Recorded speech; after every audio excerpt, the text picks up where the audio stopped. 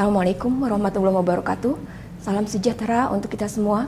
Selamat berjumpa kembali dalam Ujar Umpan Mengajar.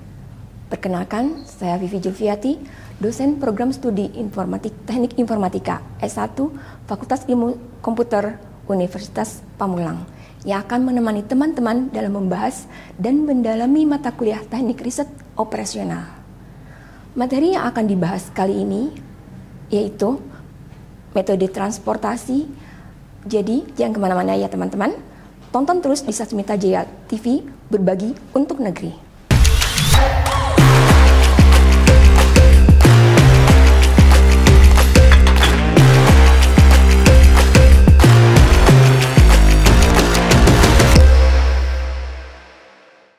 Teknik riset operasional atau TRO ini sering dianggap sulit oleh sebagian mahasiswa. Bagaimana persepsi kalian mengenai hal ini? Saya mengerti, TRO memang terkesan menantang. Banyak mahasiswa yang mungkin merasa terintimidasi dengan rumus-rumus dan perhitungannya. Namun, sebenarnya TRO ini sangat menarik dan bermanfaat loh. Bayangkan, TRO membantu kita dalam pengambilan keputusan yang optimal dalam berbagai permasalahan nyata.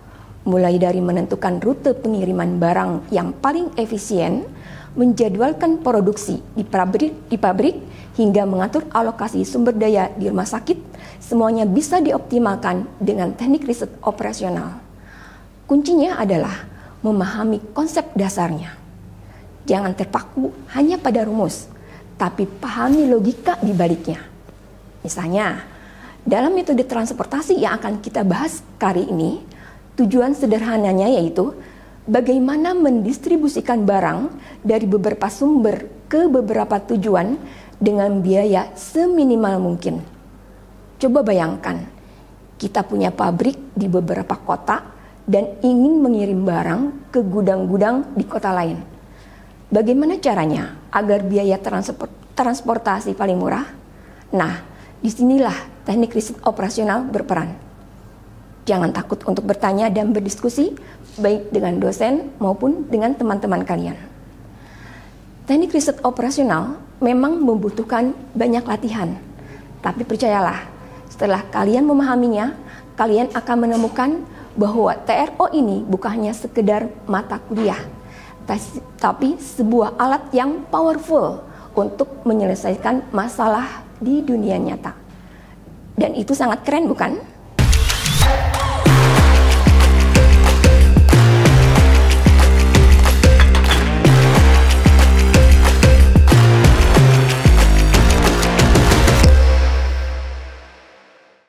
Teman-teman mahasiswa, pada materi ke-9 ini, materi kita tentang metode transportasi.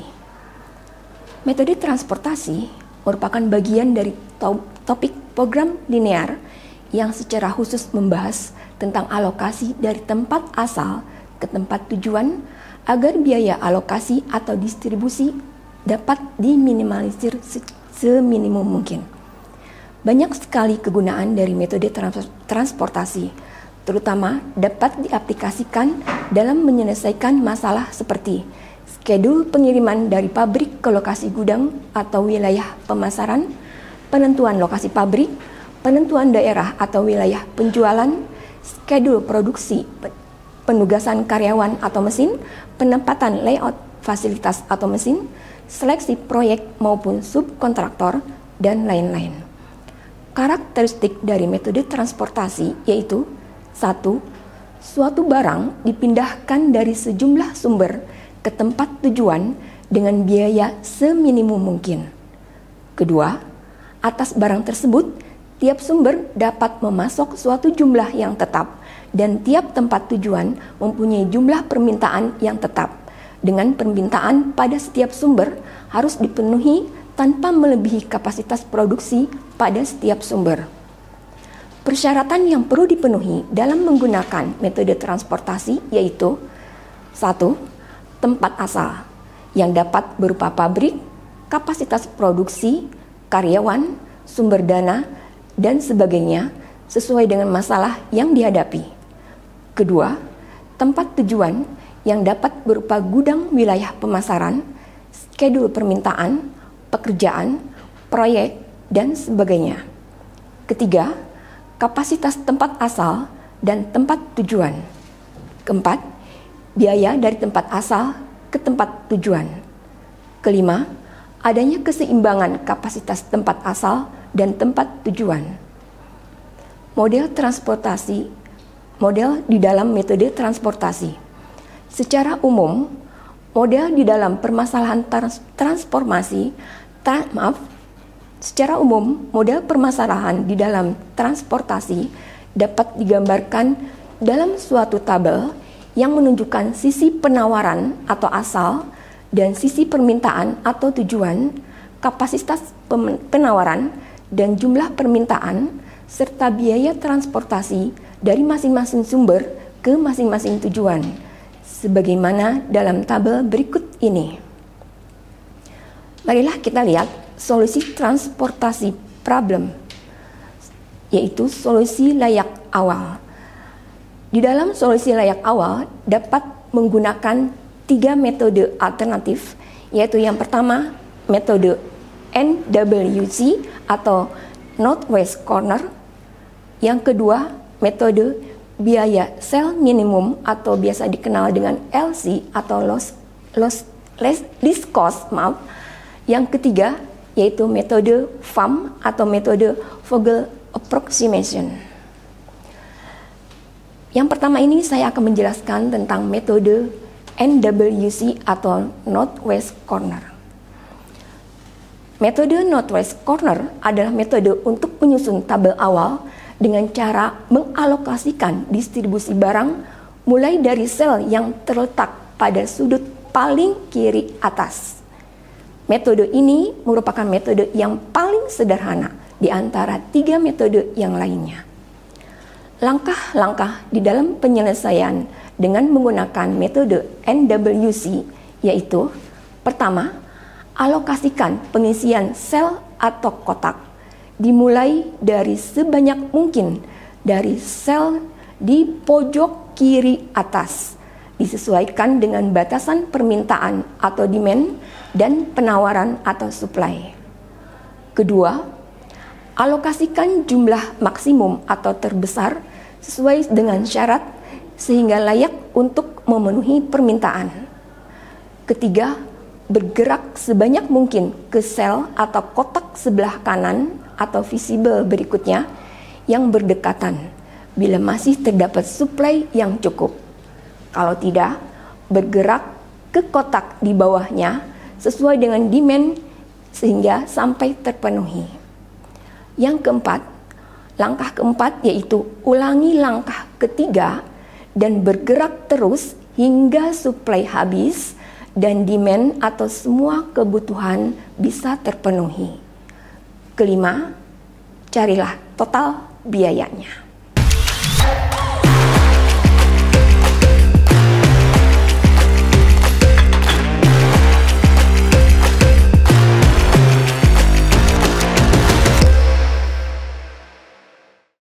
Metode yang kedua di dalam metode transportasi yaitu metode least cost atau yang kita kenal dengan metode biaya terkecil.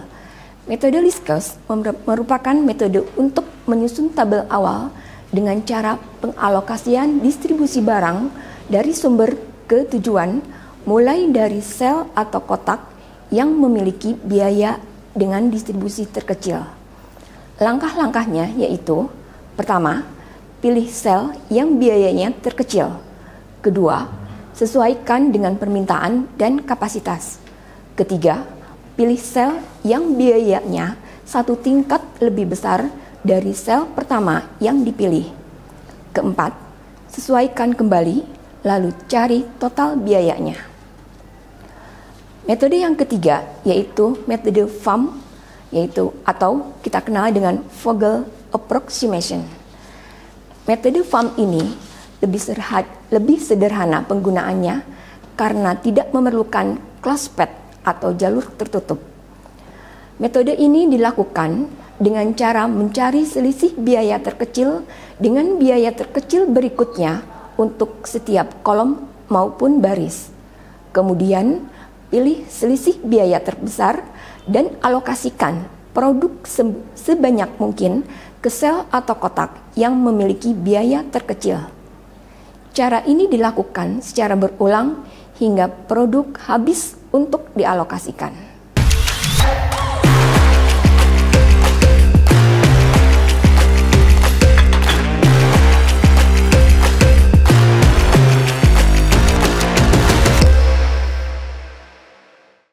Teman-teman semua, berdasarkan materi yang sudah dibahas hari ini, maka dapat kita tarik beberapa kesimpulan, yaitu bahwa NWC, LC, dan FAM dalam metode transportasi memberikan kita cara yang lebih efektif untuk menentukan solusi awal alokasi barang dari sumber ke tujuan. Dengan menghitung penalty cost atau biaya penalti, kita bisa memprioritaskan alokasi pada rute yang memiliki selisih biaya terkecil. Hal ini membantu kita mendapatkan solusi awal yang lebih mendekati biaya minimum. Ingat, NWC, LC, dan FAM ini baru langkah awal. Solusi yang dihasilkan dari ketiga metode tadi belum tentu optimal.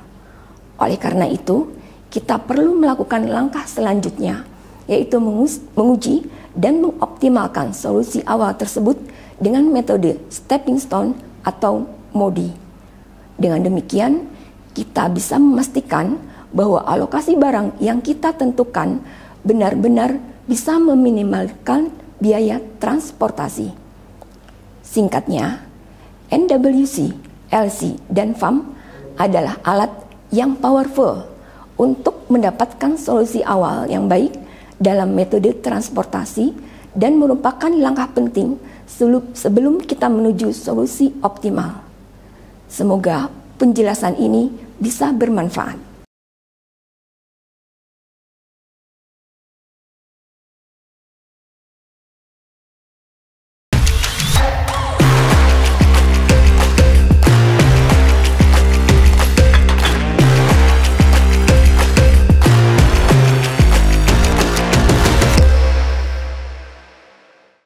Alhamdulillah, materi pada pertemuan ini telah kita pelajari bersama-sama.